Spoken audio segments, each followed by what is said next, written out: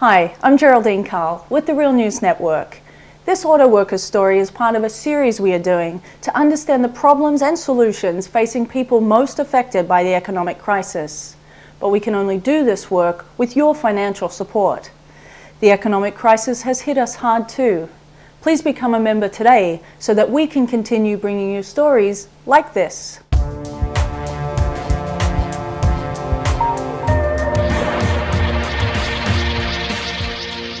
One point I think we need to see in all this is the overall fact of the union sort of being a little myopic in their keeping a Detroit vision on things and not realizing where the rest of the country was living.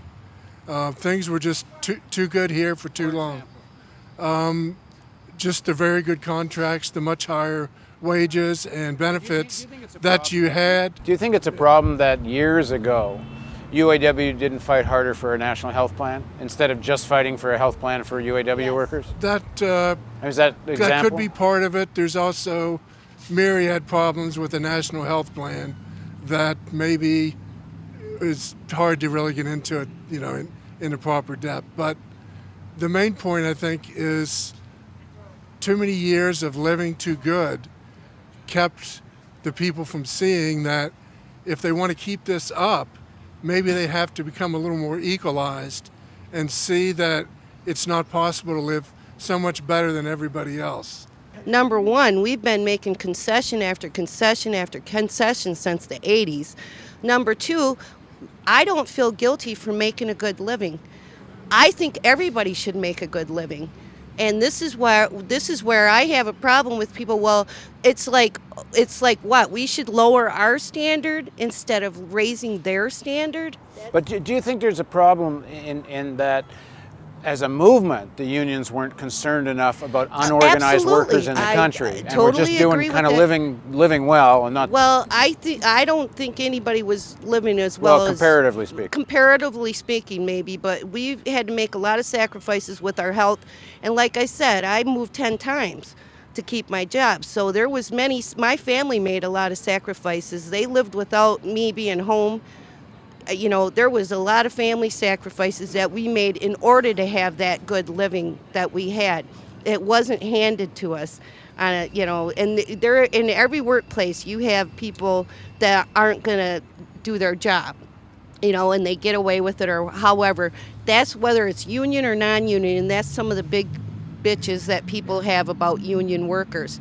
But every work environment has the scammers, the cheaters. Well, what I'm asking you is, both in the United States and even outside the United States, is one of the reasons you're in this situation is because the unions didn't take on the question of organizing unorganized workers, not only here, but even in other countries. As soon as Reagan... why are you dealing with so much cheap labor around the world? Because it's not organized. As soon as Reagan destroyed PATCO, that's when the union should have stepped up to the plate as far as protecting all workers.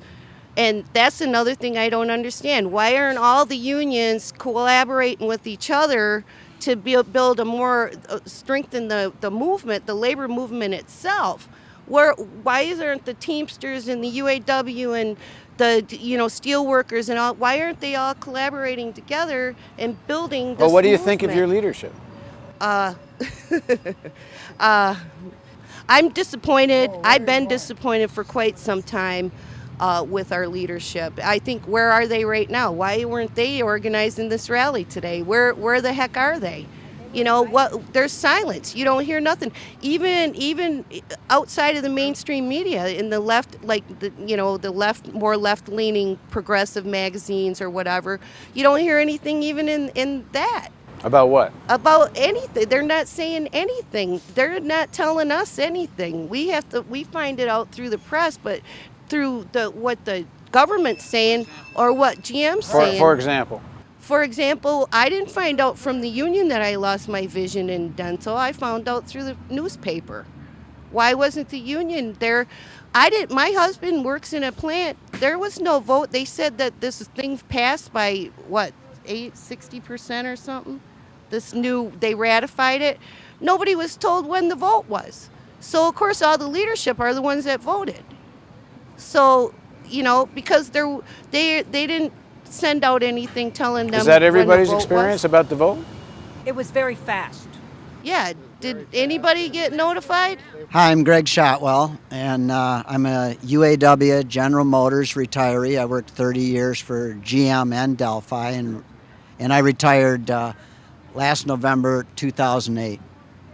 My concern in retirement is that the UAW has severed the solidarity between generations.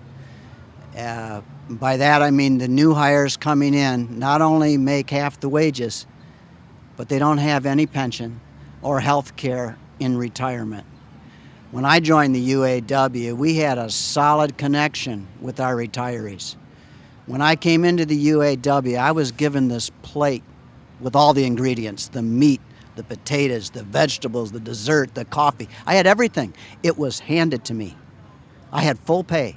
I had 30 and out. I had a cost of living adjustment every 3 months. And I had a union that stood behind me and fought for me on that shop floor. And I always felt that. And now, today, I am turning and passing on a legacy. That plate is not only empty, the plate has a crack in it. Because that solidarity between that new worker and this retiree is effectively broken. And the UAW has negotiated a conflict of interest in collective bargaining, because now the health care for retirees is dependent on General Motors stock. Now this means that my interest in health care is in conflict with the interest of an active worker. It may be in my best interest to close plants in the U.S., to cut wages in the U.S., so that I can get my health care. Well, damn it, I don't want it that way. I do not want it that way. But just make it clear to people that are watching. Your argument is, as a retired worker, you've now been placed in wanting to bet on the stock. So if it meant closing an American plant and the stock goes up, that's good for your health care plan, except you're now in contradiction with the workers who just lost their job. And this is a radical restructuring of the labor movement. This is not a solidarity labor movement. This is a labor movement committed to the competitive agenda. Which in the long run could also mean that the current workforce will want to bail on you. The current workforce has an interest in bailing on us. And, you know, these workers, the current workers, not only were their wages cut in half. Why is the auto industry and why are auto workers in this situation? You're talking about the split between retired workers and current workers. You're in a kind of weak position right now. You're being threatened with losing your jobs completely, and the union's saying, well, if we didn't do this deal, there'd be no industry at all, and you would have lost your pension and your health care and everything. What do you say to the union leadership who say this is as good as we could get? The union leadership, I feel like, abandoned the labor movement and adopted the corporate agenda. They went along with this competitive agenda, and that in order to compete, we had to continue to make concessions. Likewise, what they did in each negotiation is we traded jobs for wages in order to maintain the higher level of wages and benefits in the Big Three. We kept conceding jobs and outsourcing work to lower wage plants, not only outside the country, but within the country. We would allow them to outsource our work to non-union plants. And then the UAW, for instance, would organize that plant, but at half the wages. This was a concession to the company in order to maintain a higher level of wages and benefits. This was the competitive model. The UAW went into a lot of cooperation schemes with the company in order to achieve these goals, but a lot of it was for their own self-interest. Well, what would have been the alternative? I think the alternative would have been that the UAW needed to stick to the organizing model. Where we failed was that we didn't organize the transplants. We should have built a union office outside, right across the street from every transplant in the United States. Just to explain what transplants are. By transplants, I mean Honda, Toyota, Nissan, any foreign plant that was not unionized. We should have built a union hall in that neighborhood and said, we're here to stay, and we're going to organize this plant. And this union hall is open to the community for any organizing efforts in that community. And we should have devoted more, not just funding, we should have hired people in that community to be the organizers. Instead, we built a country club in Black Lake. We built a golf course.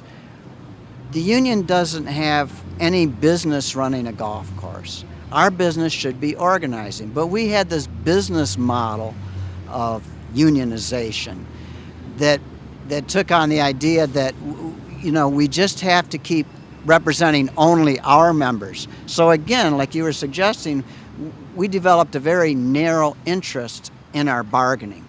It was for a smaller and smaller group of people and a more elite group among the general population. This developed a resentment between workers because they looked on us as an elite group. And that's where I think we failed as a union, that we left the organizing model and went to this business model. We should have been organizing for everybody, which would include single-payer health care. But if I had to make sacrifices as one of the big three auto workers in order to help unionize these parts workers and these transplants, that would have been better in my long-term interests. It would have been better for the whole country, I believe. Hi again, I'm Geraldine Carl with the Real News Network. Over the next few months, we plan to investigate, report and debate the different proposals for the future of the North American auto industry. Many people are proposing a revitalizing of the sector, making it the engine of a new green transportation system. We will investigate and debate this idea, as well as report on how auto workers are getting organized to advance their own solutions to the crisis. We will do all of this without corporate or government funding. This kind of independent programming is only possible if you become a member of the Real News Network with a tax-deductible donation today. The economic crisis has made things difficult for us, as it has for many others. We need your support today if we're going to produce the kind of uncompromising journalism that people need. Please click on the donate button now and become a member. If you are a member, please contribute again. Let us know you want us to continue this work.